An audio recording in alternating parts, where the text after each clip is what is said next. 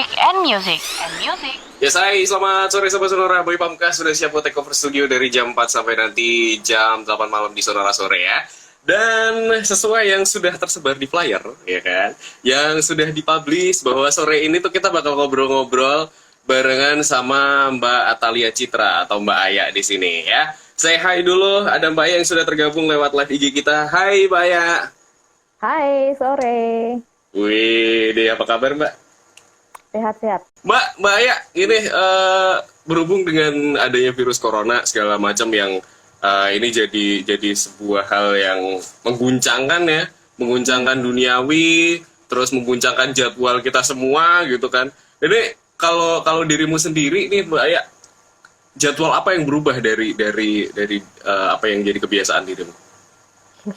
Keseluruhan sebenarnya. Karena kalau dibilang, saya sendiri kan kerja di internet provider. Banyak sih yang masih menyangka kalau internet sih aman, nggak ada kerugian. Tapi nyatanya semuanya juga revenue ikut anjlok.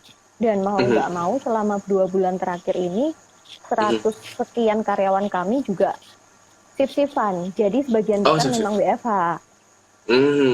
Dari kapan Mbak mulai WFH itu? WFH itu saat pemerintah udah ngumumin pasien COVID pertama, kedua, ketiga yang sempat booming banget itu, akhir bulan Maret langsung diputuskan bahwa kita akan mulai trial WFH. Dan itu so far masih berjalan sampai dengan sekarang gitu ya? Masih berjalan sampai sekarang.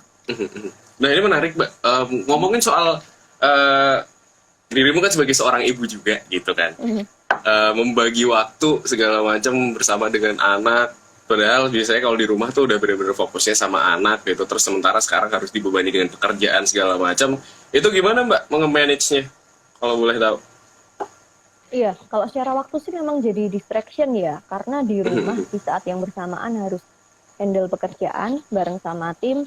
Tapi juga anak-anak kan sekarang e-learning. Mereka juga ada jadwal Zoom dengan gurunya. Entah itu seminggu 2-3 kali. Dan apalagi anak-anak masih balita, itu kan pelajarannya nggak sekedar kalau SD, SMP, SMA sih yang setahu saya itu kan mereka dikasih tugas sama gurunya. Terus sharing, tugas dikumpulkan hari apa. Tapi kalau umur-umur TK itu lebih banyak ke aktivitas bikin prakarya. Oh oke, bikin prakarya. Yang ribet adalah misalnya di info nih H-2, H-3. Hari Kamis besok ada Zoom nih sama kelas, harus nyiapin bahan-bahan prakarya. Itu sebenarnya kan bukan hal yang biasa dipersiapkan ya. Biasanya disiapin dari sekolah. Oke sih kalau memang prakaryanya cuma pakai kertas lipat, lem, gunting gitu sih masih bisa. Tapi kalau prakaryanya kadang pakai bahan-bahan yang sini gitu. Jadi harus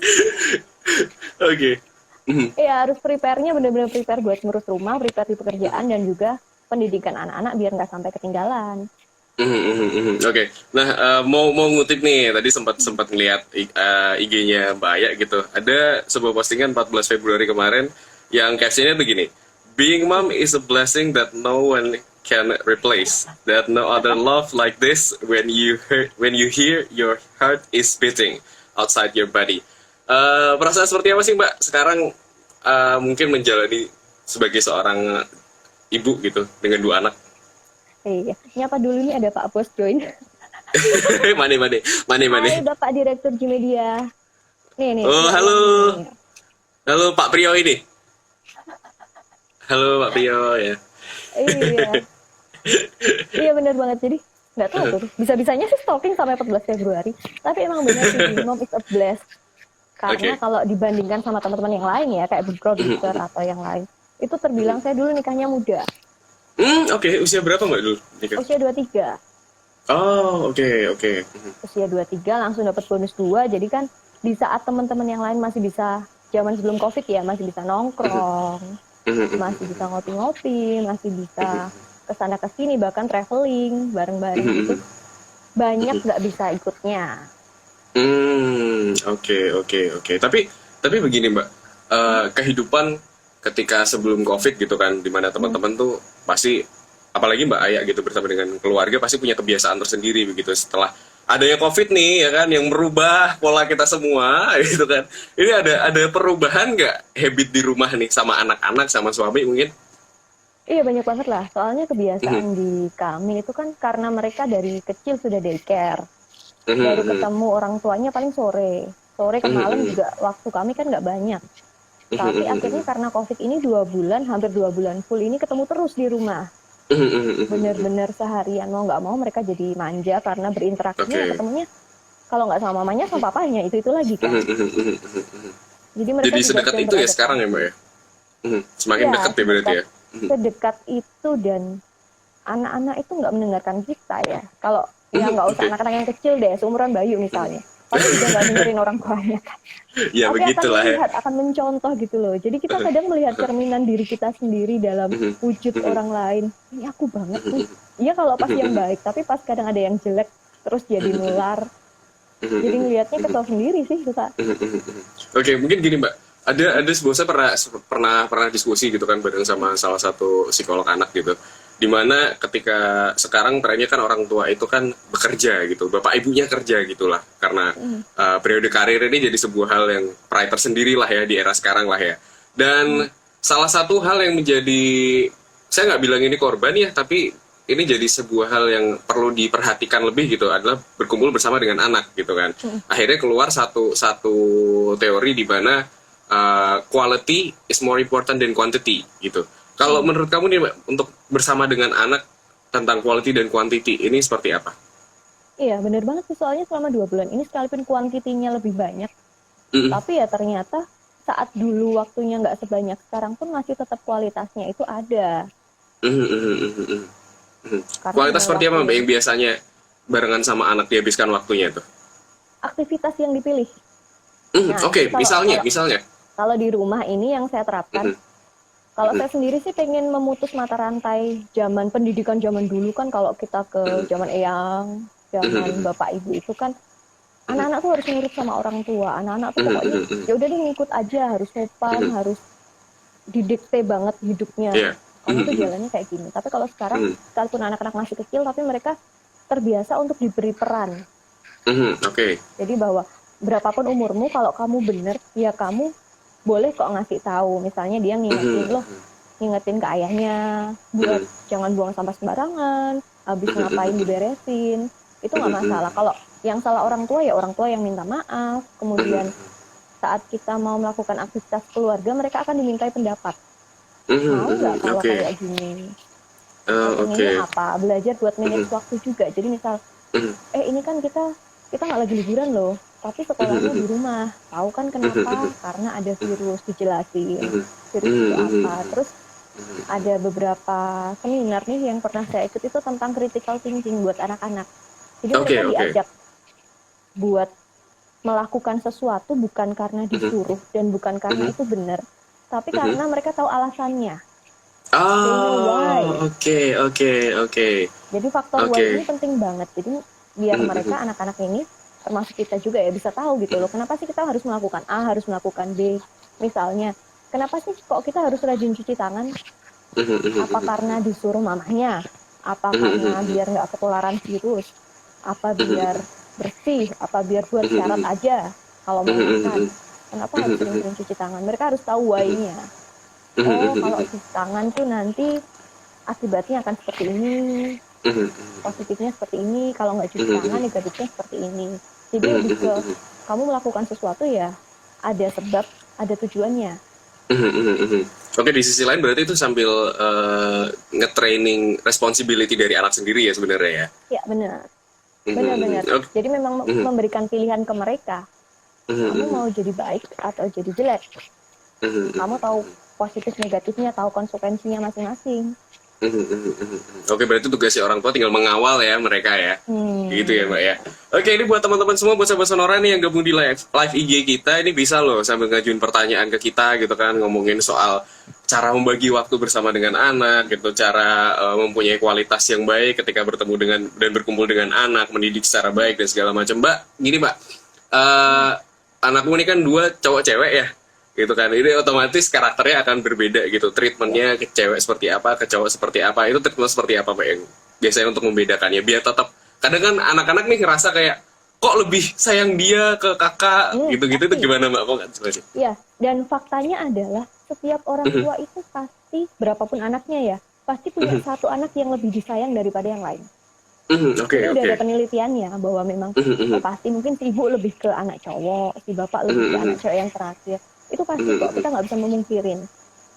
Cuma kalau yang Oke. saya terapin ke anak-anak adalah, untung jarak mereka kan nggak jauh beda nih, 2 tahun. 2 tahun, oke. Yang pertama itu tidak mengistimewakan si kakak lebih dominan atau si adik itu lebih dimanja. Jadi kayak manggil yang kecil pun nggak manggil dek gitu, nggak. Oke. Tapi biar mereka Tapi, bawa tahu, oh mereka tuh equal, oh, equal. mereka Oke. sama kok. See. Cuman beda tahapannya adalah mereka tahu, oh kalau umurku 3 berarti tanggung jawabku aku di sini. Kalau umurku 6 tanggung jawabku lebih besar di sini. Udah tahu porsinya masing-masing.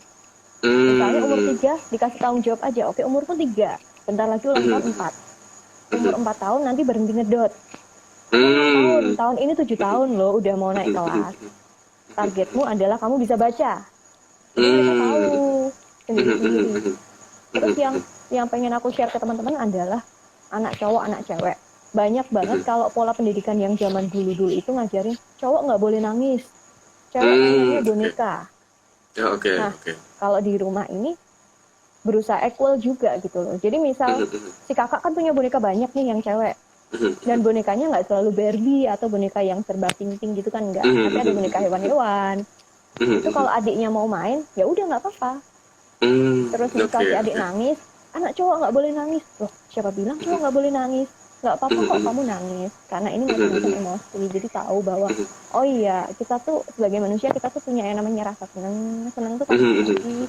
Sedih tuh karena apa sih? Marah tuh karena apa? Jadi boleh marah, boleh nangis. Tapi semuanya ada porsinya.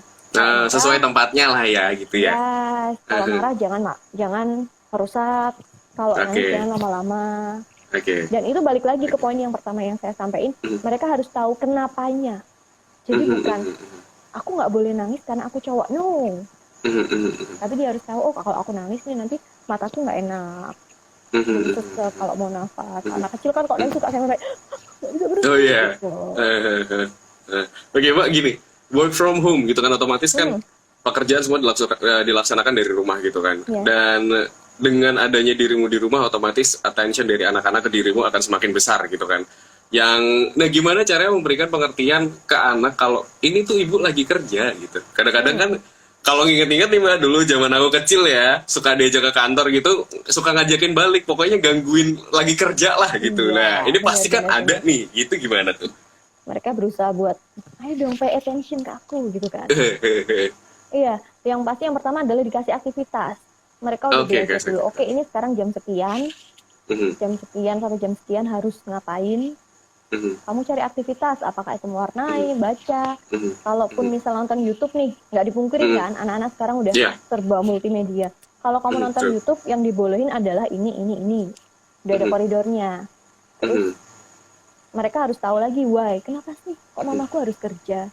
Oh, harus Oke. kerja karena kita tuh memang harus kerja biar dapat duit, biar bisa bayar sekolah, biar bisa jajan, biar bisa apa-apa. Mereka tahu. Jadi mereka akan merelakan, oh ya udah nggak apa-apa sih, mama kerja dulu, tapi kan besok kan bisa beli ya gitu loh. Oke, berarti ngatasin rewelnya dengan cara itu ya Mbak ya sebenarnya. Betul. Dan dikasih aktivitas Oke. tadi. Aktivitasnya bebas sih, apakah mau menggunakan internet ataukah mereka mau dikasih aktivitas fisik. Oke, seperti itu. Ya, apalah yang memang kotor sih pasti jadi akan beres-beresnya lebih ribet. Tapi di sisi lain sebenarnya kan itu juga ngelatih kepekaan anak-anak juga kali ya. Iya, dan sekali-kali misalnya kalau lagi Zoom meeting nih, lagi Zoom sama teman-teman gitu kan, terus mereka kan pasti akan lihat-lihat gitu kan, ada apa sih, ada Iya. tiba-tiba muncul gitu di belakang. Ya nggak apa-apa, sekali mereka biar tahu, oh ini loh, ini lagi Zoom Oke. sama ini, kenapa Oke. sih kok lewat video. Mereka bisa tahu, oh ternyata karena nggak ke kantor, nggak ketemu, jadi ngobrolnya lewat video nih. Tapi so far ketika menjelaskan dengan keadaan corona yang sekarang sedang membabi buta ini Mbak ke anak, respon anak seperti apa Mbak sebenarnya? Apakah pengertian atau masih terus menerka-nerka atau seperti apa? Secara seumuran mereka sih mereka paham ya, tapi sepemahaman Paham, anak-anak ya, nggak yang sampai pahamnya kayak kita banget bahwa Iya, corona ini rantainya begini-begini. Nggak sih, tapi mereka paham bahwa di luar sana bahaya, ada virus corona. Virus corona itu nularnya lewat orang yang batuk gitulah kasarannya. Nah, terus kalau kita pegang-pegang, tangan kita pegang wajah, nanti virusnya masuk. Secara prinsip dasarnya mereka udah ngerti. Dan kalau mungkin ada yang kesulitan menjelaskan, kan udah banyak nih di YouTube acara-acara buat anak-anak untuk menjelaskan. Ini loh ada virus corona. Oke. Nah, ada juga nih, saya tuh tadi sempat ngeliat postingannya Mbak Aya juga. Ada yang gini, sometimes you gotta be a beauty and a beast gitu kan. Salah satunya di sini nyinggung mengenai permake-upan nih kalau nggak salah nih ya konteksnya di sini. Nah, ini kan gini, sebagai seorang ibu gitu kan, sebagai seorang orang tua gitu, pasti kan ada hal-hal yang memang pengen kita suka gitu kan. Ya ini buat nge-treat diri saya sendiri lah gitu setelah mungkin capek seharian dan segala macam ini. Nah, gimana nih menghibur diri gitu kan di kala tengahnya pekerjaan, di kala tengah-tengah mengasuh anak. Nah, ini seberapa penting Mbak sebenarnya untuk seorang ibu untuk menyenangkan diri sendiri? Iya, penting kok sebenarnya. Jadi aku pernah baca bahwa intinya ya harus ada self love di dalam diri kita. Jadi nggak selalu kalau kita itu mementingkan orang lain di atas diri kita, itu sebenarnya tuh nggak baik. Benar-benar sampai harus, kamu kan ibu, kamu harus ngurusin anak, kamu harus bersihin rumah, kamu harus bantu suami, harus meladeni suami, bla bla bla. Yang zaman dulu banget lah gitulah ya. Itu kalau zaman sekarang ya enggak, kita harus imbang. Diri kita harus stabil dulu. Karena kalau kita udah stabil baru kita bisa berelasi dengan orang lain. Karena kalau pas lagi nggak stabil nih, misalnya kerjaan lagi banyak, anak-anak rewel, rumah berantakan, itu kan awalnya mereka jadi pelampiasan. Iya benar. Mereka. Jadi ya memang penting kok buat me time. Jadi kadang misal ada orang tua yang masih punya hobi, ya memang sukanya begini ya sudah. Oke. Nah, ini salah satu hal yang menarik juga ketika saya tadi mencoba dig out soal Mbak Aya gitu ya. Adalah membagi waktu antara suami dan juga anak gitu. Antara Mbak Aya dengan suami membagi waktu untuk anak nih gitu kan. Porsinya seperti apa sih Mbak harusnya? Misalnya idealnya nih, ini dari sepengalamanmu aja untuk membagi waktu antara orang tua seorang ayah dengan anaknya, ibu dengan anaknya, dan juga mengurus keperluan lain. Iya benar. Jadi kalau sebagai manusia tuh kita punya state sendiri-sendiri. State-nya istilahnya adalah posisi. Misal di kantor nih. Di kantor kamu ngapain? Kamu ngelit satu tim. Kalau di rumah sebagai apa nih? Sebagai ibu atau sebagai istri? Kalau sebagai istri kan kamu as a partner dengan suami. Kalau sebagai ibu, demen nih, as a partner. Harus dong, as a partner. Iya. Terus? Iya, udah nggak punya partner.